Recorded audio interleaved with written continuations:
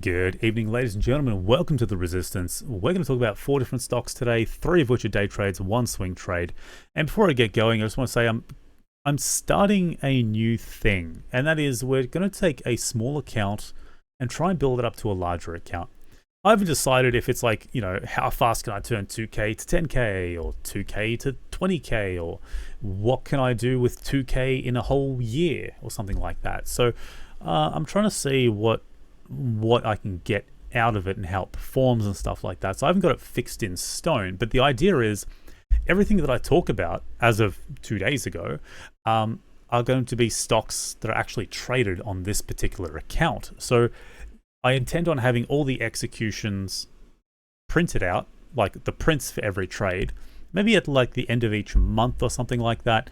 I don't want to do it every day. I don't want to do it every week. I just want to do it like every month, just give a whole bucket load of prints, kind of like what I did with my 1K challenge like a couple of years ago. I think it turned a 1K account to 3K just trading in 1 month. I think it was a year or two ago, and I just showed every single execution print while I was talking. I just kind of scrolled through them.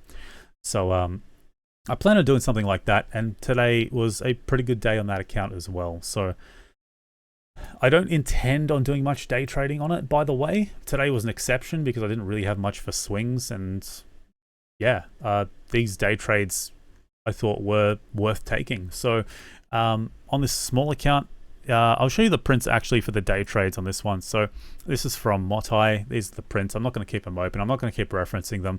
I'm going to give you general discussions on my thought processes rather than, I executed exactly at this price point for this many shares, and then, I took it to exactly this price point. I'm going to give you general ideas of the trade and the thought process behind it. The exact intricacies of entries and exits, I think, is nowhere near as important as the risk management component and the justification for entering the trade. I mean, having a look at these trades and going, he executed here, here, and here exactly, and closed out here, it's not useful to anyone. It's useful to me because I know what I'm doing, at least in my own head. So let's go over these trades. So we're going to start with IEL. So IEL, the most important part of IEL as a stock to justify this trade is this stock has been plummeting, right? It's basically trading right near its lows. I mean, yeah, it's trading 33% higher than its lows, but this thing has just collapsed. I mean, it's down 93% in the last 3 years or so. So it is a brutal, brutal stock. So to keep in mind what happens with these stocks is when they do gap up, they tend to get punished, right? They might recover tomorrow or the day after or whatever, but generally on the day they have news, they can get very punished. And that's kind of what we saw. So there was this move. So I kind of left it alone. I probably could have taken it on match short for that very idea. But then it kind of broke, tested its high, double topped, pulled back, and around this level here, I noticed there was the price action. There was some reloading at 276. Might have been 275 as well, but I'm pretty sure it was just 276 from memory. And I was like, okay, I'm going to just like chuck in some orders, and kept sort of putting in some at 276, and I didn't want to trigger some selling or anything like that, so I just wanted to kind of just keep adding on, and then as it wicked up, I wanted to give it a minute. If it can hold above this level, right, and not be a triple top or a fake out, then I'd have to start covering. But after that minute, it just immediately came back. We saw that 276 coming back online, that 276 just hitting.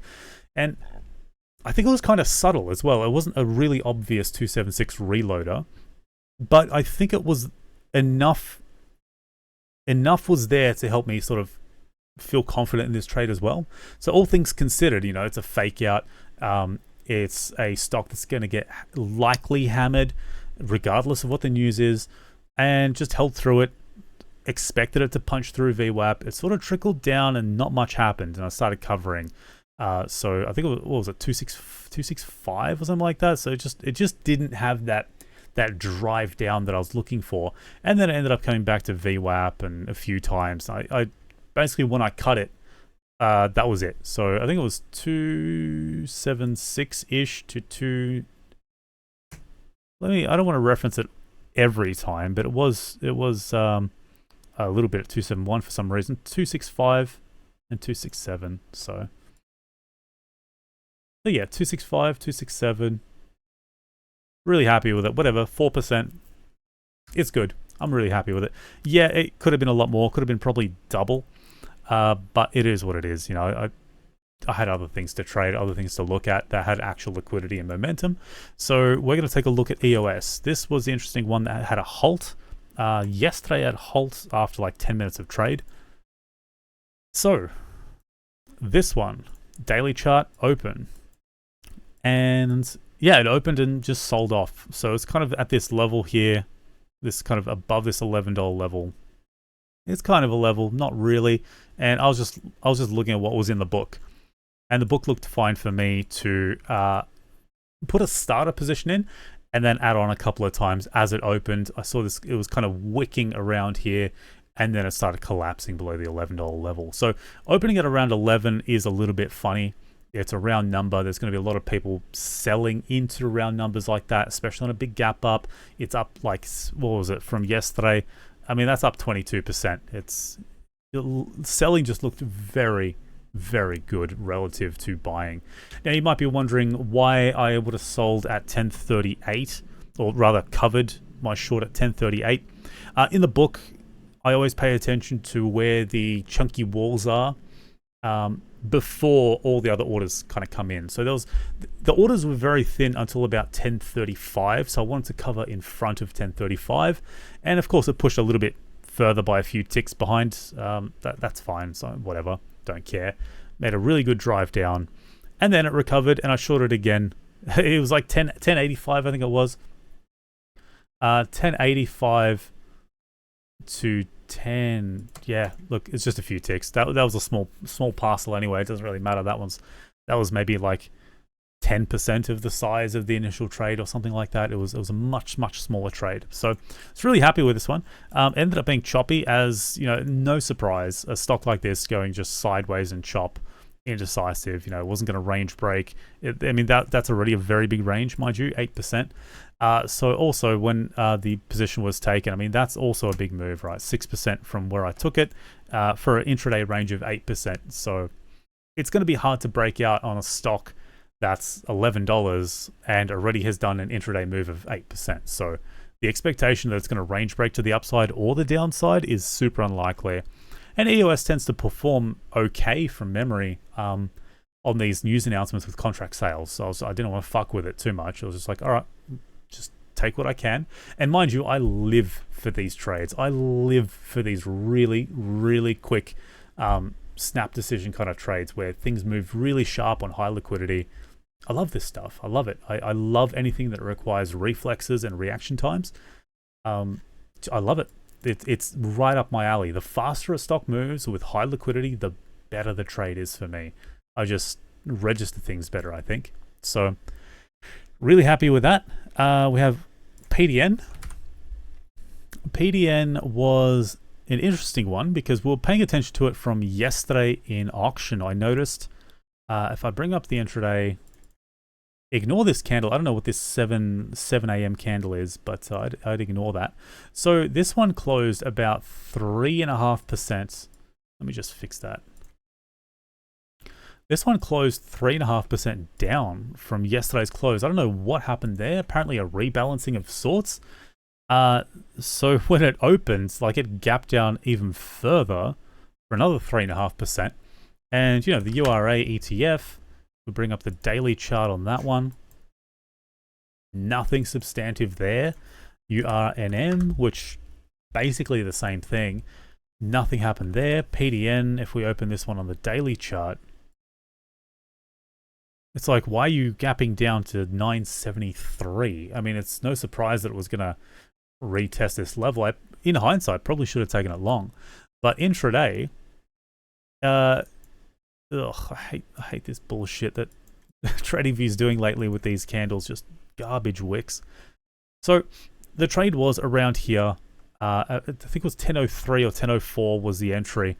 As it was coming down, it was just lower lows, lower highs, and it was just really just clean, consistent stuff. Got to VWAP, and I was waiting to see what would happen at VWAP. It's like, okay, if this starts to recover, if we end up back to like 10.02, maybe even 10.03, which is about the entry, I probably would have cut it. I wasn't going to wait for that to retest and do something like this. I mean, I wanted it to either break or hold, just either one of those two. And it chose to break. So yeah, it ended up wicking down a little bit, and I just gave it some time. I closed out, was it 979, just to reference this. So it was 970, 986 and 979. So 986. I don't know, honestly, I think it was just after this move here. So I took some off. It would have been around here, I believe. And yeah, and then took off maybe a third, and then let the other 2/3 run for a little bit.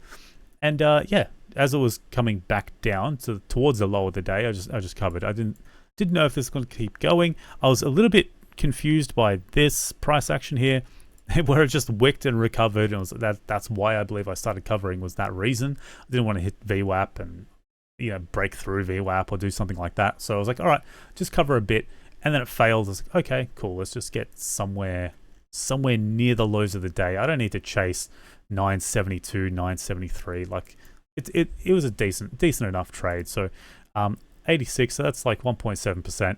79 is 2.3%. So we'll call it somewhere around the 2% mark. It's like, whatever. Really happy with it. And I think that's it for today. There was also, sorry, there was one more stock. There was IPX, which I took for a 1-tick loss at 455, 454. So IPX again is a stock that we pay attention to every single day because it generates such good moves. The issue with this one today for IPX is that it just didn't have many shares shorting. Like, there just weren't any available. The borrow was really low. I think it was like $8 a tick, $9 a tick access. So, but despite the lack of access, it was still an interesting trader, right? We still pay attention to it. The US equivalent is $4.40, and I talk about it incessantly, how to measure that in my previous video, so I won't go over that again. But that was the US one. This is the Australian listing, and you can see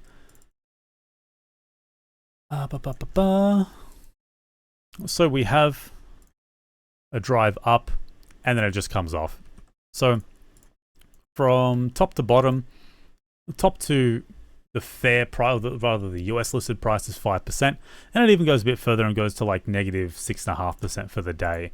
So you can see there's an opportunity, but it's kind of hard to pick. I think once I got my initial entry here, somewhere around this level here, I realized the level of access to shorts that I could get was just basically none. So I was like, all right, whatever, I'll just cancel it for whatever. It was like $6 loss or something, because I couldn't get more shorts. Because I like to buy multiple parcels, and I wanted to get a starter.